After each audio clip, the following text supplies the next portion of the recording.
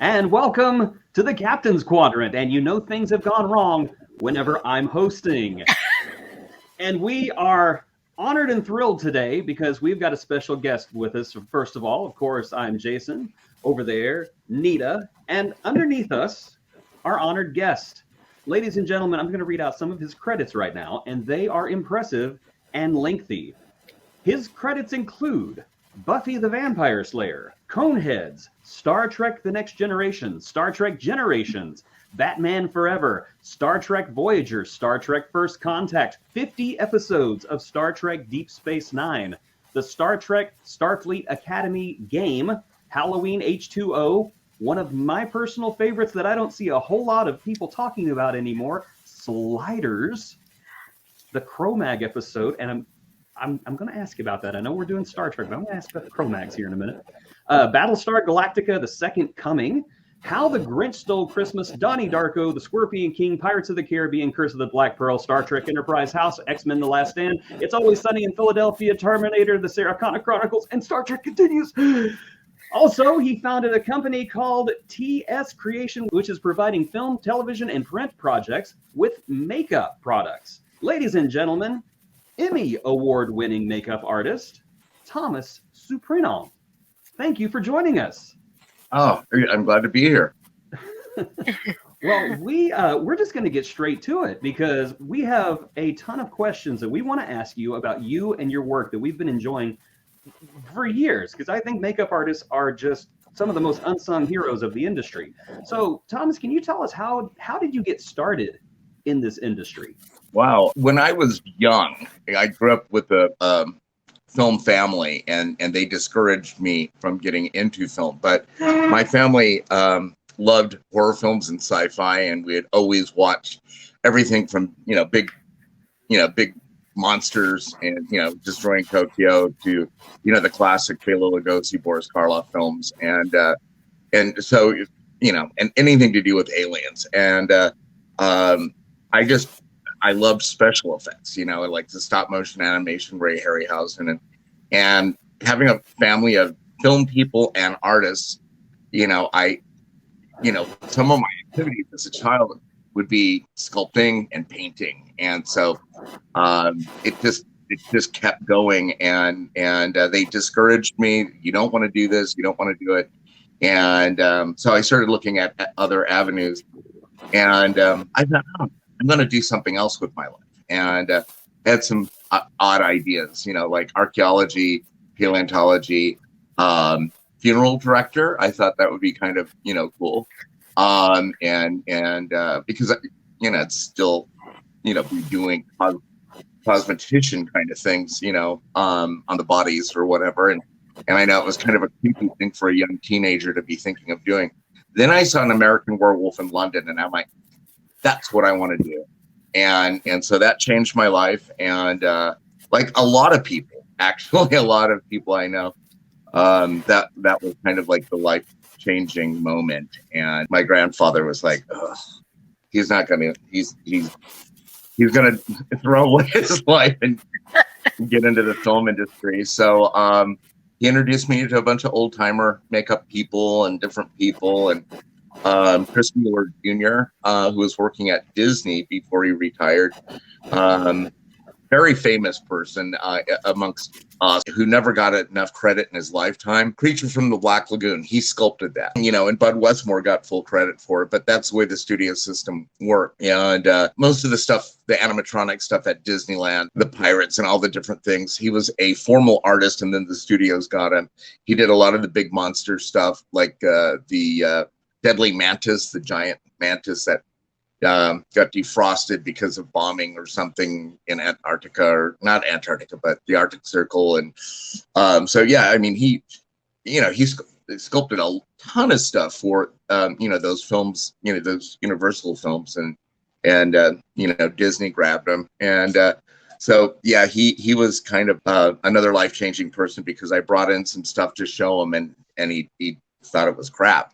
And so that kind of kicked me in the ass, and I took his words of wisdom, and that always sticks in my head. And I tell my students anytime I'm teaching that story. But yeah, and then it just the ball started rolling in that direction, and I started meeting people, and I started doing like no budget, low budget films, and yeah, one thing led to another, and I ended up on Buffy the Vampire Slayer, the film, and it went union, and then I was in, and as soon as I paid my entry fee, I got a call from Mike Westmore's office to come and work on Star Trek, and which it was terrifying, and my granddad worked with them on Capricorn 1, and he worked with several of the Westmores, and was friends with several of them. Anyway, so that's how it all started. All right.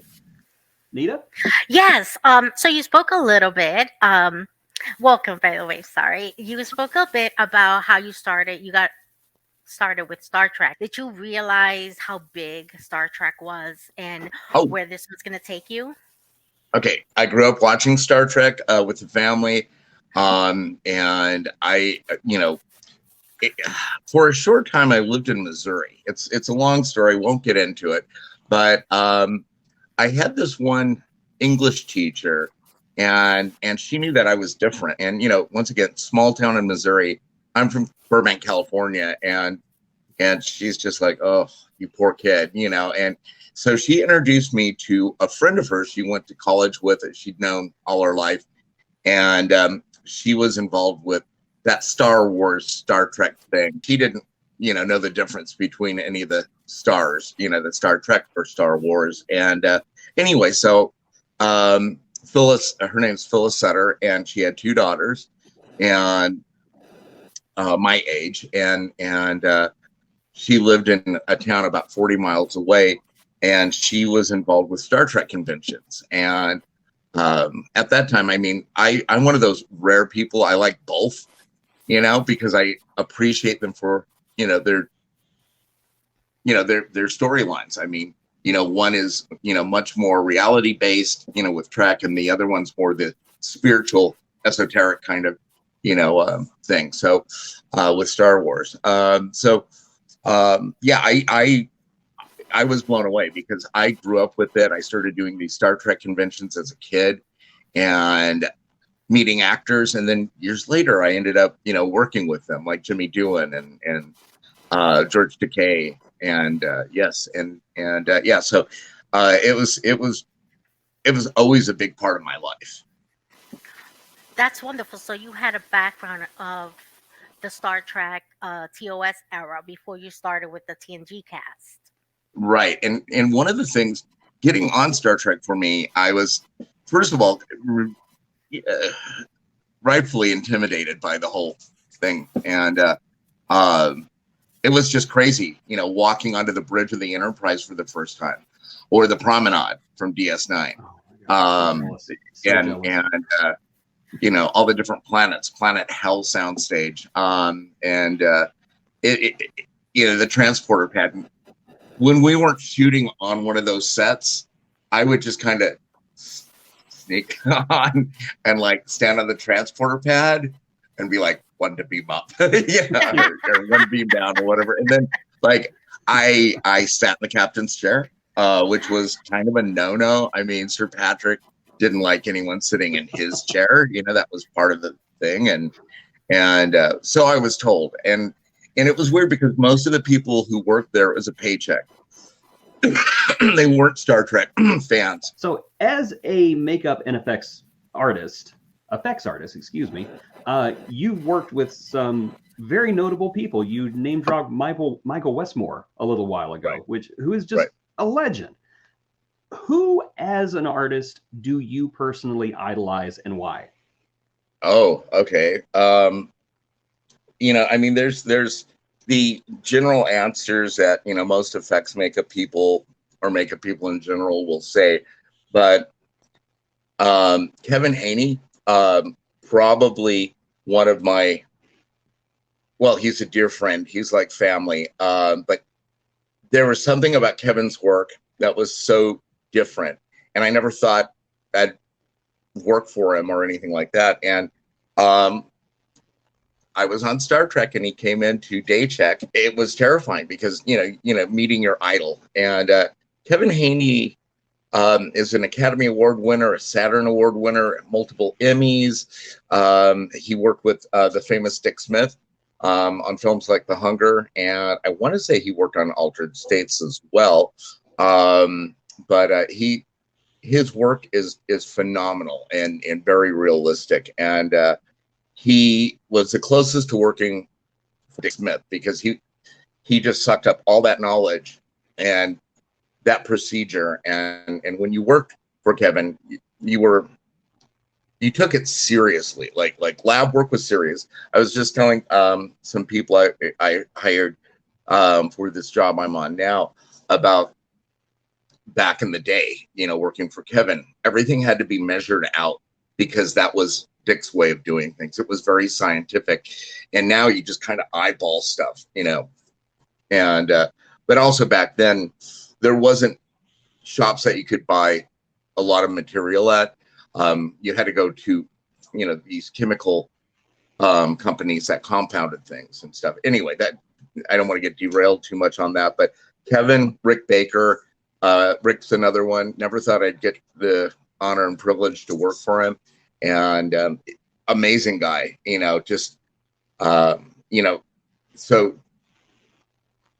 Meeting Dick Smith also over the years. William Tuttle was one of my mentors growing up. He was very helpful in teaching me things and, training my eye to paint things the right way. And then, those are some of the top people right there. Working for Stan Winston was pretty darn amazing. Actually seeing the Jurassic 2 dinosaurs before before the film came out. It's all very hush hush, and that was pretty impressive. And all the other stuff, his Queen Alien, and the alien drones, xenomorph drones, and just his shop was probably, I think it was the biggest shop at the time, and yeah, it was impressive, and worked for Stan a couple times actually, and and then there's Greg Canham, Steve Johnson. There's so many people who, growing up reading Fangoria magazine and seeing their stuff, and yeah, it impressive. Neil Gorton, who became a friend of mine. We are introduced, this dear friend of mine, Paul Jones, who is just amazing. He's got a huge list of credits, but and a fanboy too. He loves the stuff that we love, and he introduced me to his buddy Neil Gorton. And Neil, I grew up with Doctor Who reruns and things, on PBS, and Neil does Doctor Who, like the new Doctor Who stuff. He started with Christopher Eccleston, and then he had a little hiatus from it, and then he's back, and it was amazing. Like, we've become such good friends. I've taught at a school and Aylesbury, UK, and it just that's pretty amazing. I got to try on a Silurian, not Silurian, excuse me, Ice Warrior helmet, and I love the Ice Warriors. They were always kind of my favorite aliens because they're Martians. But anyway. Oh, yeah. Okay, moving back to your line of work now. We're going to make it all about you now. What is the most challenging makeup you've done, and why?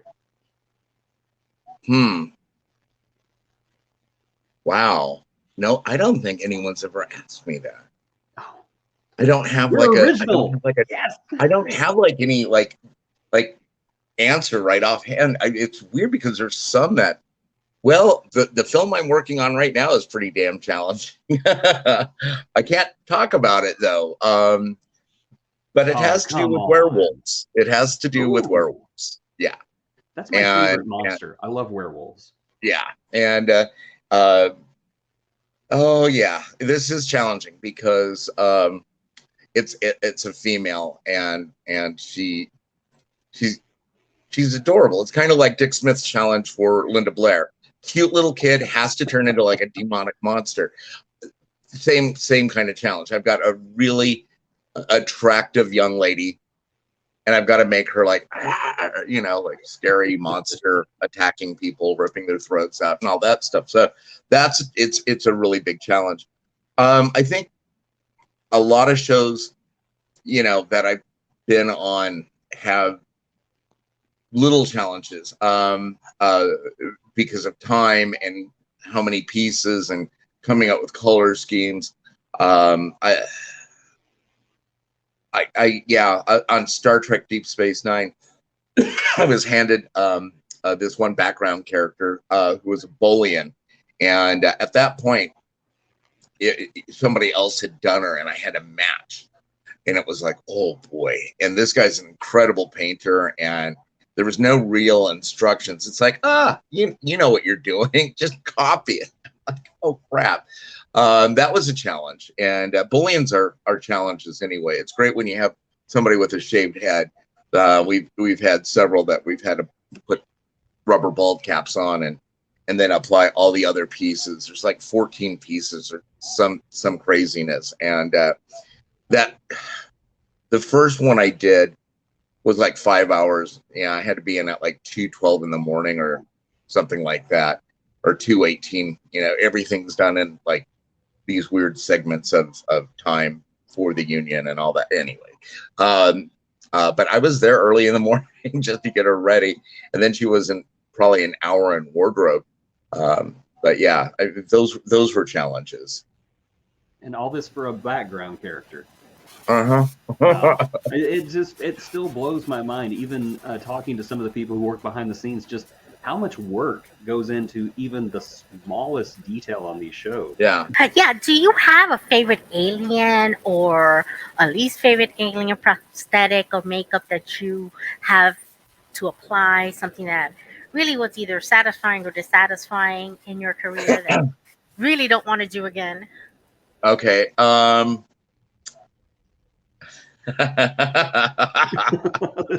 You already tell this is going to be good. When I first went on to Star Trek, I had a thing about Klingons, and I was like, "Ooh, sexy." But that's another story.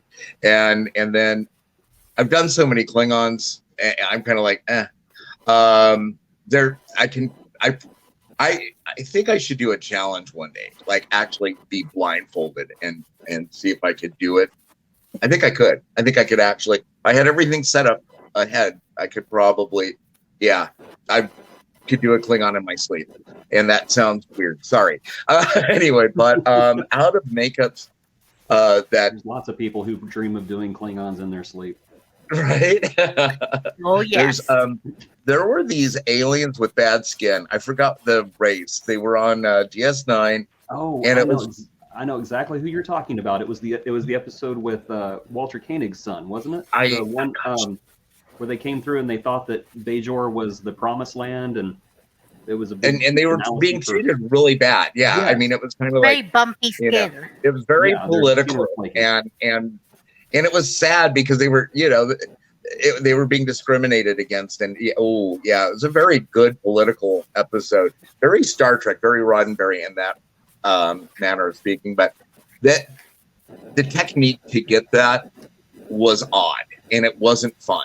And it wasn't fun for us, and it wasn't fun for the actors, and it was a weird application to get that. It was like ballast, like for like model trains and stuff, and liquid latex that's had the ammonium hydroxide whipped out, and it was just layers of latex, and then putting ballast and trying to figure out how to get the ballast. You can really mix it with the latex, but sometimes you could, and then it would just get too clumpy. And then, at the end of the day, trying to get that off of everyone.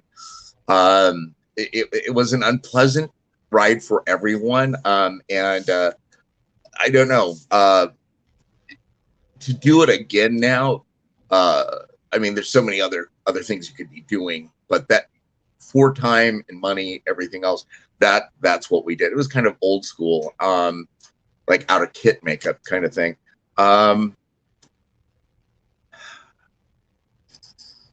trying to think, oh, what else was kind of like an unpleasant makeup. I loved this one makeup. It wasn't on Star Trek. It was on Special Unit 2. It was a fun makeup, great actor. Can't remember his name. Now I feel bad. But it was a fat monster. And it was had to do with diet pills and like stuff going like laboratory waste or something like that, and like liposuction. And like it all became sentient and took human form, and it just wanted to live. It was I don't know if you've seen Special Unit 2. The only a couple seasons. The first season was in LA. It was a lot like X-Files. Unfortunately, I have not even heard of that one though. Oh, okay. Well, if you get a chance fun. to find it, yeah. I mean, we had gargoyles that actually came to life, and this special unit, okay, was I can't remember the actor or actress's name. It's been ages anyway. But there was a lot of comedy, but it was, there were some scary moments. And it was a lot of fun. They had like a sidekick who was kind of like a leprechaun-ish kind of character. And they had like special weaponry for each creature. And for the gargoyles, there were like these concrete the bullets that could like penetrate concrete, but they had like something in them to like eat the concrete or something anyway. And so they were like these special bullets that, and then, the effect was literally like chunks coming off of them and like dust flying. But yeah, the poor fat monster, he was adorable. And but it was also really gross because it was really hot and it was a big rubber suit covered in goo. And it was like summer when we were shooting it in LA. And so at the end of the day, we'd take the suit out and it was just like pouring water. It was just sweat. And at the end of the day, it kind of stunk. So yeah, we had to wring it out. It's just so great. Yeah, the glamour. I want to be a makeup artist. It's so glamorous. Anyway, you'd have to wring it out, and we'd had to wash all the slime off of it. Fun makeup, great people to work with, but it was gross. It sounds as gross. Now, there are different types of skin types. People have Right. oily skin to dry skin to normal, facial hair, sensitivities to certain products. How do you Right. handle limitations like that when it comes to putting prosthetics on people? And how do you overcome those limitations? Right.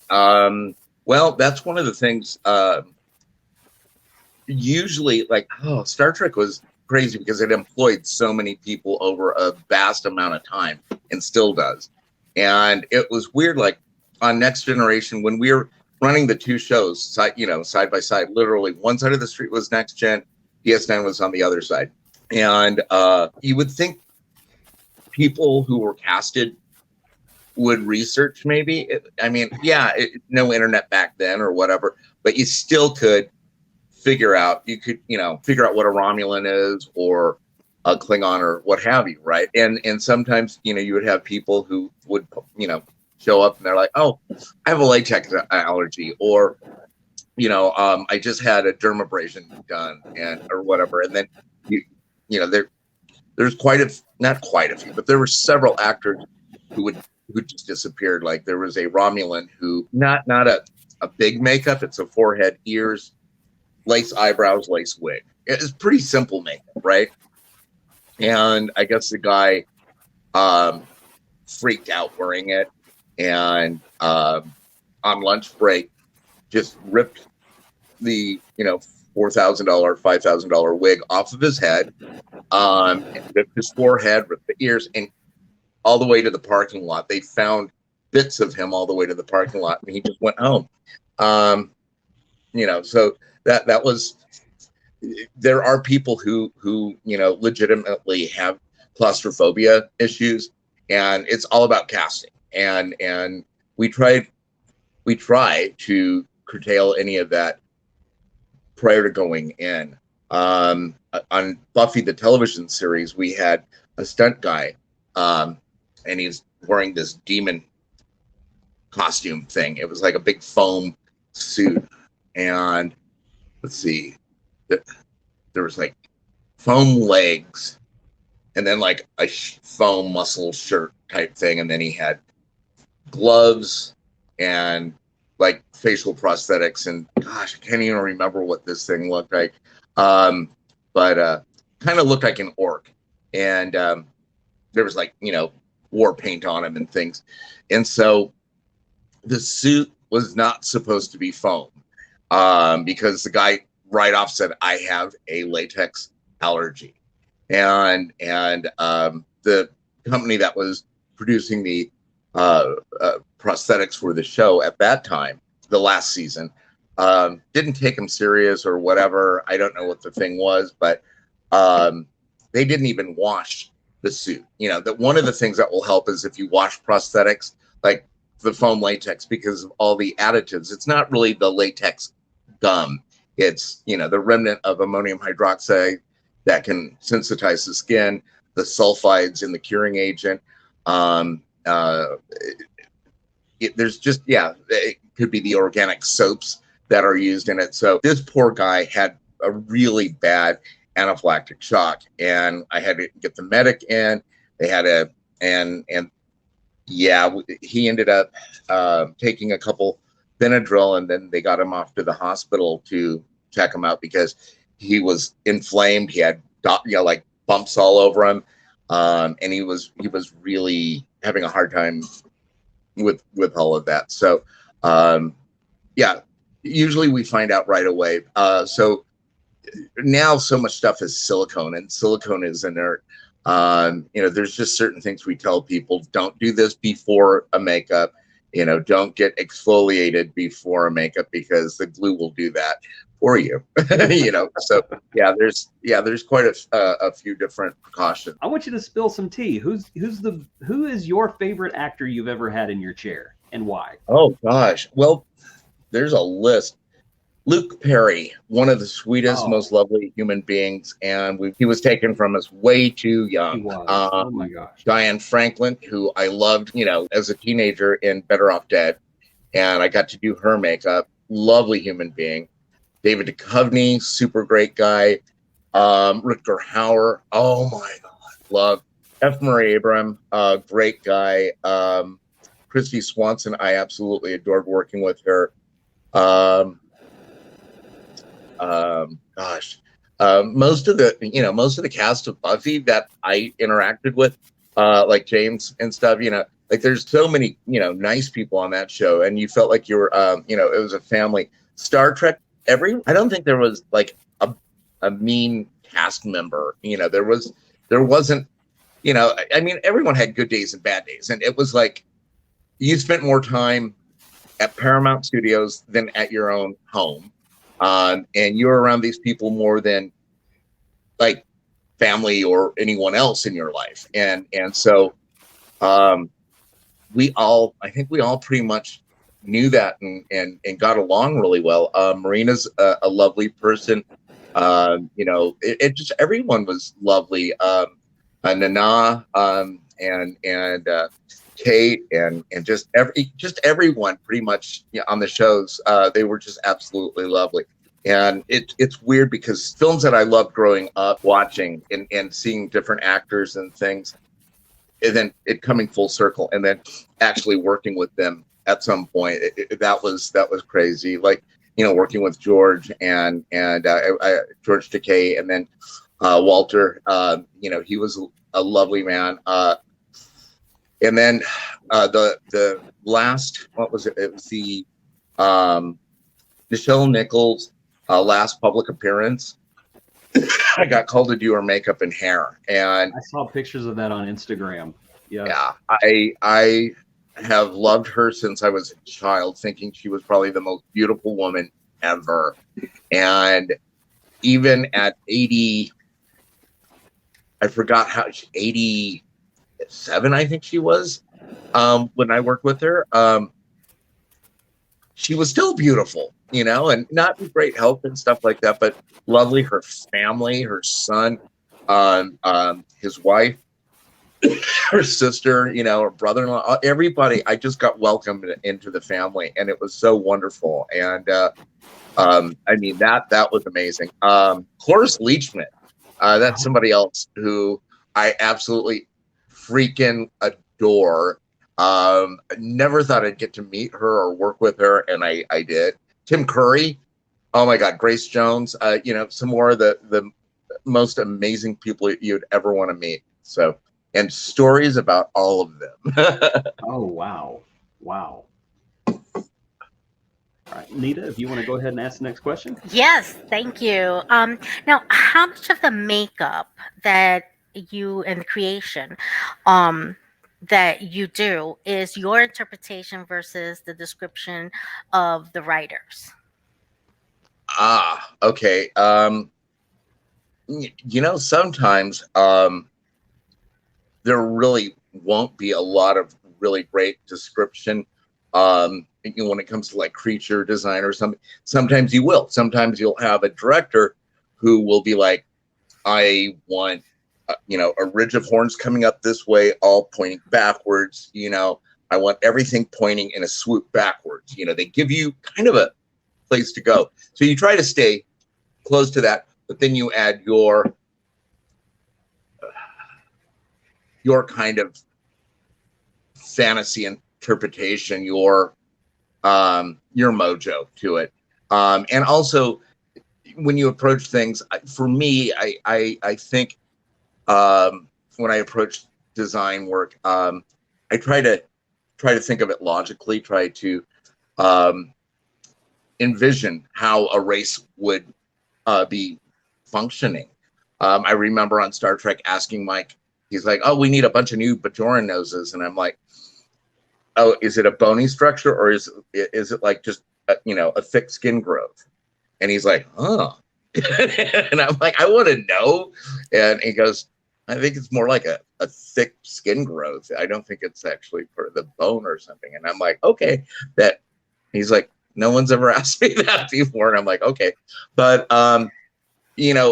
right now the project I'm on, luckily the writer director and I seem to be merging on stuff. I threw out some designs. I've got some more stuff to do this week. I gotta get better. Right now it's just killing me because we have a Zoom meeting at the end of the week where I need some maquettes sculpted. But anyway, it's great when you're on the same kind of, sharing the same brain with the person who's envisioning it while they're, writing it. But sometimes I've heard stories of things being really off, and I had a couple of experiences where it was like the writer, one in particular, and I'm not going to mention the project, but they said one thing, and I went with that, and what they were meaning was something entirely different. And so it can happen, but it just communication. I think that's the big thing. And now, how do you get the alien features to mimic the actor's face, so that we can recognize them? Right. A lot of things on Star Trek, it was like noses and foreheads and things like that. And a lot of the face was free. But then we had different, big creatures like Jem'Hadar. I mean, you're not recognizable as a Jem'Hadar. I mean, you are, completely different. I think one of the things, if I'm designing for an actor who has a recognizable face, that's important. Like when I was on It's Always Sunny in Philadelphia, I had to do a fat makeup on Glenn. Oh gosh, it was the one with the sex offender who, was being mistaken, for Glenn's character and stuff like that. And he was playing a dual role. So once again, doing something, big on somebody's face. A lot of actors are like, oh, how am I going to act in this? And, they're not going to recognize me. I'm like, well, if for instance, this makeup I did on It's Always Sunny, I said, your face, what it looks like. And, when you look to make a certain expression, happy, sad, confused, whatever, the way your face maneuvers. And I'm like, got a new face, sit in front of a mirror, quiet place, your trailer, and sit there and run your lines with yourself in the mirror and get to know what your capability is. And that can be helpful. But that I really, I had to keep essence of the actor in that. But like, once again, the Jim'Hadar is such a great reference because, they, yeah, they're big, and you can't tell who's under there. Designing something like that is going to hide somebody's face, you have to just work with their musculature and their face and what their face is capable of doing. Some suit actors like Doug Jones really, really know how to get the full effect out of wearing a completely different skin, and they can emote. They just all the different movement, like watching Doug not in makeup, like move like a creature, and you're like, oh, that's from Pan's Labyrinth or whatever. It's like, he's amazing. Absolutely love Dougie.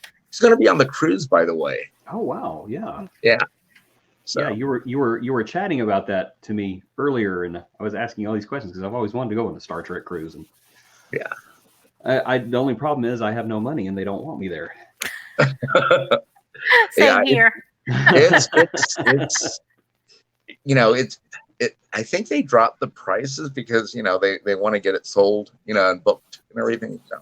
You talked earlier about the way things used to be in makeup and the way things are now, and that's making me wonder. Technology advances, obviously. For example, we've gone from standard definition to high definition, and I can't remember what I was watching, but I remember watching an episode of a TV series where I could see the seam in the wig, and I couldn't stop staring at it. So I was wondering if you could tell us just very briefly, how has advancements in technology, both in the way that movies and television are shot and the way that makeup is applied, how has that changed since you entered the business? Well, stuff that you could get away with, it was acceptable because like the lace, things like that, it wasn't, it wasn't perceivable by the means that we had back then. But now it just, what it is. So one of the things to kind of like remedy that is having the lace trimmed back a little further, and then hand laying hair over it, which takes time and it's kind of a pain in the butt. But it gets rid of that line of demarcation. Prosthetics have to really be super detailed and blendable. Some of the Star Trek molds were ran over and over, and we weren't getting great edges. The majority of things we did back then was foam rubber, and two-part mold, a positive and a negative. It, either get filled with foam and then squashed together, or it would be clamped together, strapped together, and then a big injection gun full of foam would inject it. And it's weird because there's so many younger makeup artists who don't have foam experience, and it's painting, and it's it's blending an edge with foam is completely different than these encapsulated silicone pieces. So that's been a large improvement. There's also some After Effects stuff that's done to kind of erase stuff. I know some shows have went and cleaned things up, now that everyone has HD TV and stuff like that. So that's kind of nice, kind of cleans up stuff from, back when you couldn't see it. I was genuinely curious, just, going from standard to HD. I don't know, DS9 always had like that soft palette to it. And, looking at something like Discovery, forgiving. Yes, and looking at something from a Picard, for example, I just remember watching an episode and thinking, wow, I can see all of Narek's eyebrow hairs. Just like, how long did that take? Yeah. Okay, so we have a fellow host who could not be with us tonight.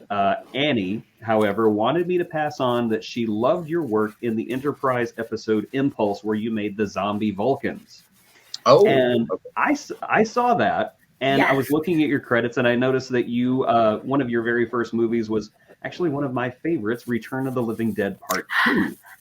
My favorite as well. And working on that Yes. and Buffy the Vampire Slayer, from a makeup perspective, which is more fun for you, science fiction or horror? Wow. Now that's putting me on the spot.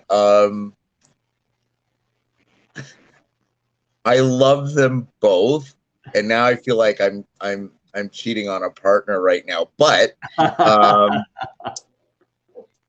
sci-fi enables you to do a wider variety of things. Like on Star Trek, when we time travel, it was awesome because I would get to like, there was a woman like I can't remember the episode, but it was like 1930s, and she was an aristocrat. She looked, like in a Betty Davis gown, with a stole and finger waved hair. And I got to do we call them period makeups, for like different eras or periods and stuff. And, the brows and, the bee stung lips. And it just, it was so much fun getting to do that look because women don't look like that now. And it's classic. It's the movies that I grew up watching. And so, you could do that.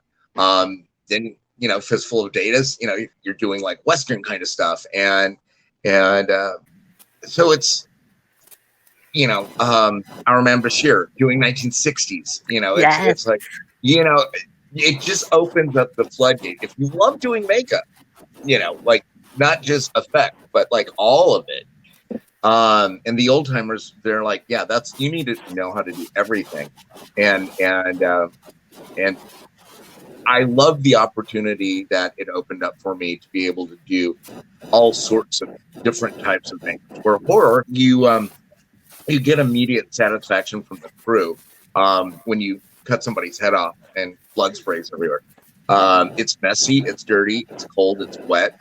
I mean, not saying that sci-fi is not dirty once in a while, but when you're dealing with buckets of blood and there's a couple times where I luckily could use the shower in one of the actors' trailers, having to clean up, being just backsplattered with blood. Halloween H2O, I've got one for you. Final night on the show was so much fun, hanging out with Jamie Lee, another person who's lovely. But we were out, and the sun went down. It started getting chilly, and we finally got to the scene at the end of the movie where she lops off Michael's head. I'm underneath the van. I've told this story on a couple podcasts, but I'll tell it again because it's funny. But this is a great way to explain how the difference between doing horror and sci-fi. I'm underneath the van. There's 2 fire bars that I'm in between, and I don't think anyone told me, and they lit them up, and it's like, and I'm like, and I'm trapped under a van with fire on either side of me, and I'm like, this is kind of not good.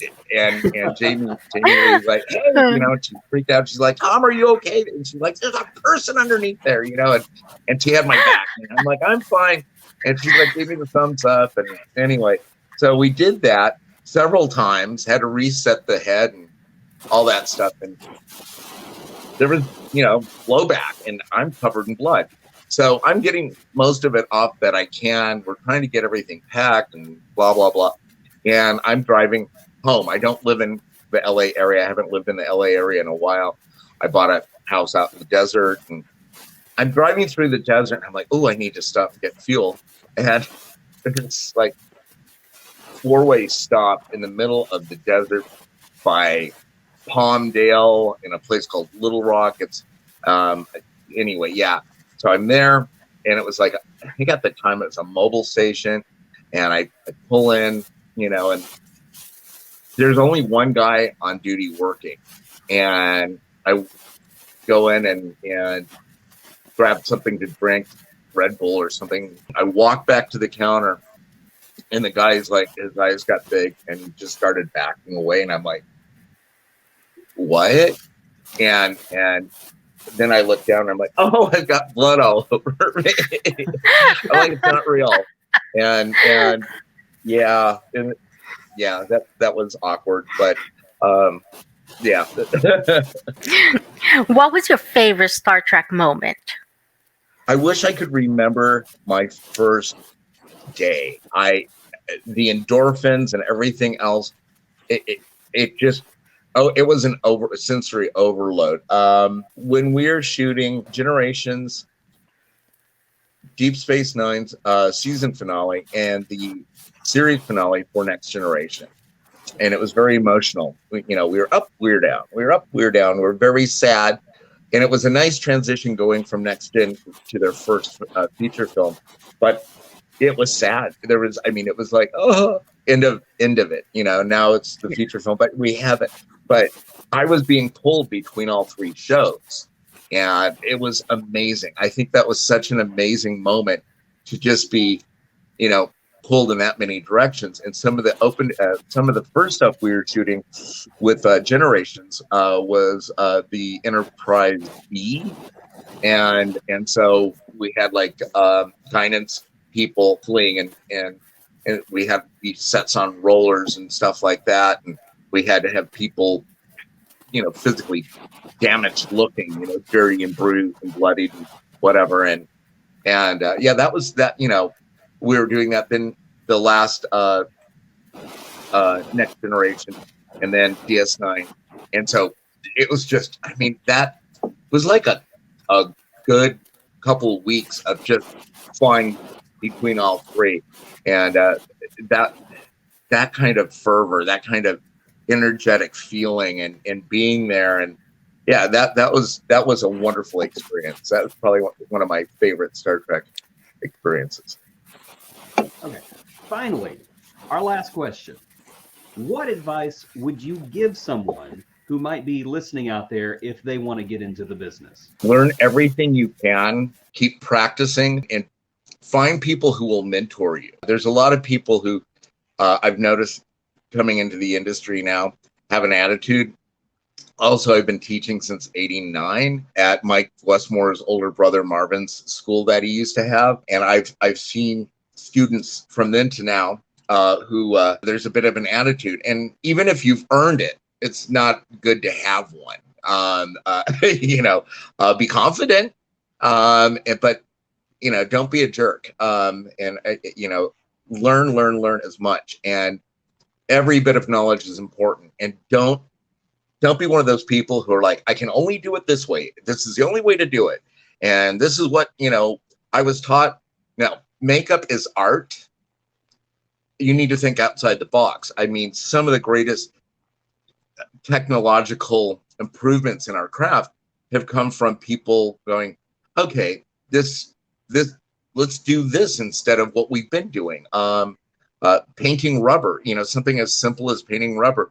They realized it's like, okay, we can't use a regular foundation on it because of the porosity, and petroleum and rubber don't mix. It just, so they needed an oil that would suspend the pigmentation and set on top of the foam and not leach into the foam and destroy the cell structure. Okay, I know it sounds boring and technical or whatever, but that was a major improvement. It's something that, we still to this day, benefit from. It just, don't put blinders on. Just be open to try things out. And yeah, just learn as much as you can. Learn about hair, learn about skin, which is really important because that's what you're going to be working with. Just keep improving, just develop your own style. All right. Well, Mr. Surprenant, we appreciate you being here so much. We've learned so much from you, and I love your stories. Your Yes. How Many H2O story is amazing. I love that. So thank you all for watching on YouTube or listening to us on our various streaming platforms. Nita, thank you so much for being here. I think I looked in the wrong direction. Oh, there you are. I'm right here. Thank you. And, Thomas, again, thank you so much for taking time from your schedule to talk to us. I hope you get to feeling better, and I look forward to hearing more from you in the future, especially about the werewolf movie, because I'm super excited to hear about Yes, me too. Well, thank you. It was an honor to be here. Thank you for having me. And it's such an honor that anyone wants to hear, about stuff that, it just, and I get it because I'm that way too. I've got somebody sitting in my chair who was in a film that I absolutely adored. I'm going to ask them about it, so All right. thank you very much. You are welcome. So again, Thomas Surprenant, because it's French. Yes. Just like Jason Roy Gaston. Yes. French is forever. So for myself and for Anita and for Mr. Surprenant, thank you so much for watching this edition of the Captain's Quadrant.